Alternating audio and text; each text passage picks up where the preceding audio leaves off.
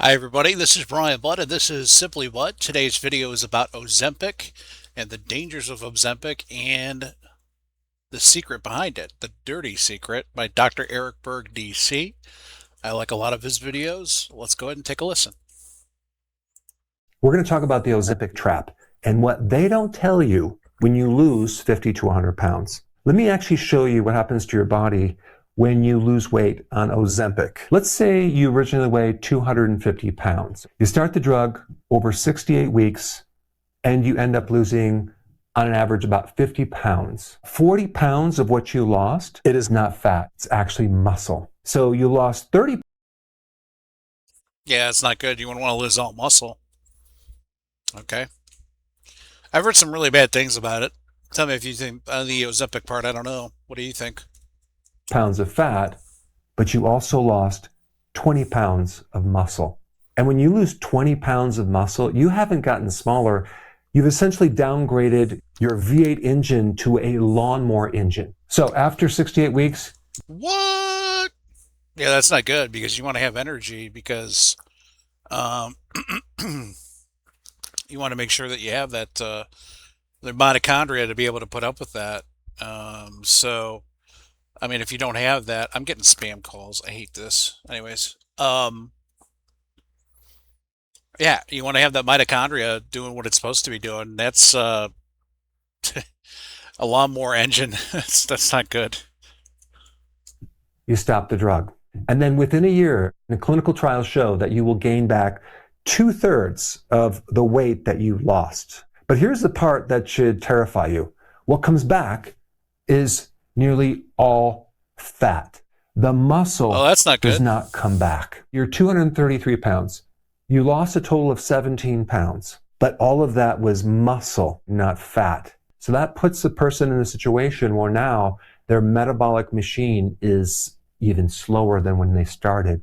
And this is why they will tell you that you have to be on this for the rest of your life at $1,000 a month. Ozempic is actually Uh, Thanks, Big Pharma. We love you. hijacking a system that you already have in your body that should be working, but it's not because it's dysfunctional. I'm going to show you how to use that system that's already in place. Before I show you the full system that Ozempic is borrowing from, I'm going to show you a very simple and powerful thing that you can do starting at your next meal. The first thing that you should do when you eat is you should eat a combination of protein and fiber. Back and Yeah, I mean, it's pretty simple. Um, if you want to slow the emptying the stomach, I mean, take some Metamucil. forth. Don't eat all the protein and then start in the fiber.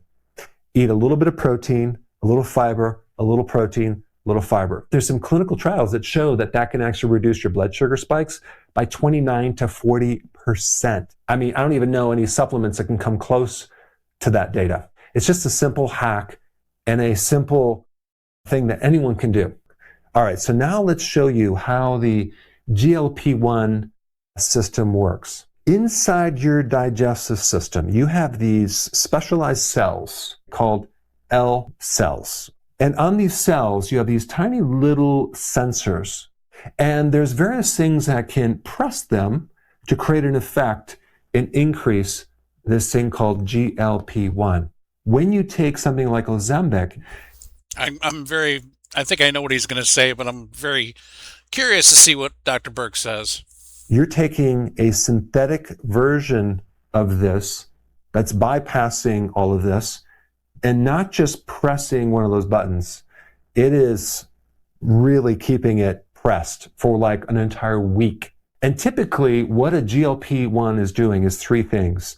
It's telling the brain, I am full. Number two, it's releasing insulin. So if there are some blood sugar problems, it's going to go in there and remove that. And number three, it's going to slow the digestion. Okay, so the food doesn't dump too fast. So this is one of the systems that the body uses to maintain healthy weight. But here's the problem. In most people today, this system is broken. It's broken. You have a problem with the whole insulin situation. And Yeah, most people today, including myself probably, because I'm fat, but yeah, I've lost 60 pounds. since December.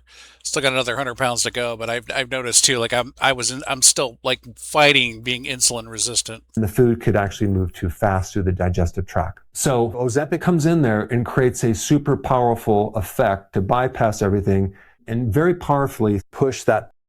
Well, no wonder you gain all that weight back when you stop using it because it literally just tells you you're full, like on steroids. Button to make sure that you're triggering GLP-1 and at doses that you would normally never produce. And that's why you have a lot of the side effects. So the big question is there a way to fix this system? And the answer is yes. And I'm going to show you exactly how to do that with a very specific protocol based on real science. The company behind Ozempic and Wegovy generated over $20 billion in a single year. Their stock price tripled. Their internal strategy was not to cure obesity. It was to create lifetime patients. Yep. And so the drug companies, with the backing of the FDA, have now kind of encouraged people to never come off this drug. Why can't we just show people how to activate their own system? And it destroys their gut, it destroys their brain, it destroys everything in their body in the wake if they try to go off of themselves. I hate the fact that Big Pharma does this to people. It is by far one of the biggest frauds out there. And, the people in the FDA, regardless of who it is, I mean, what was his name? Who was the guy who was the Secretary of Defense? He was the head of Searle Lab. He couldn't get it passed. Aspartame. It was given cancer in rhesus monkeys in the 70s. And in the Vietnam War, he discovered a sweetener that was 600 times more sweeter than pure cane sugar. It was called aspartame. And Donald Rumsfeld, okay. He became the head of the FDA in 1981, and then he approved it for use.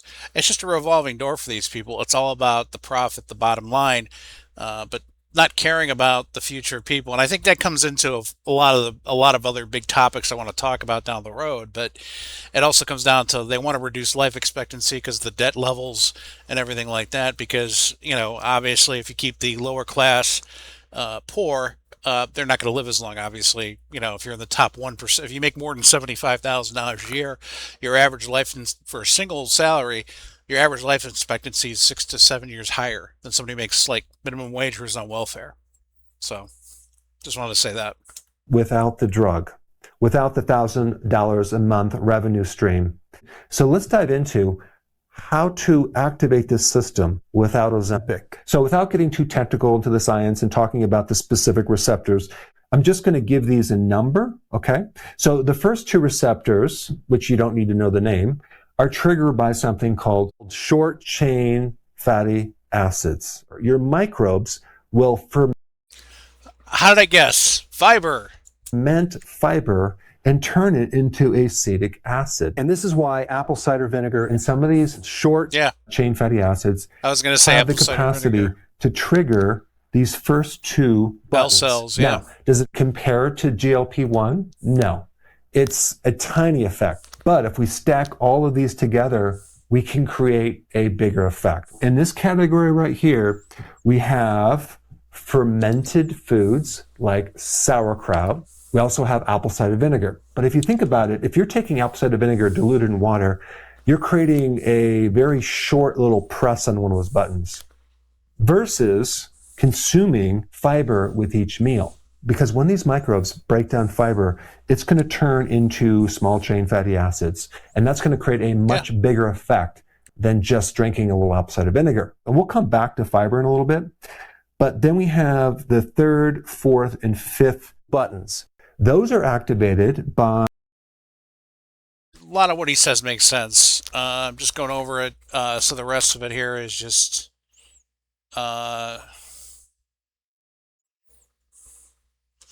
obviously, insulin resistance is another one. Those are some things you can do. But, dietary fiber with each meal, getting your body back, right? Exercise, lifting weights. All those things are good. I mean, just doing cardio every day, just moving around. I mean, I could tell. Like, I've been backed up, not constipated, but backed up. I mean, you go out for a hike, man, you come back home, you're just like, oof. you feel better because you have to go relieve yourself, and it's amazing. Tell me what you think. Are you using Ozempic, and have you had any side effects, or what do you think? This is Simply Bud. I'm Brian Budd, and I'll see you on the next one.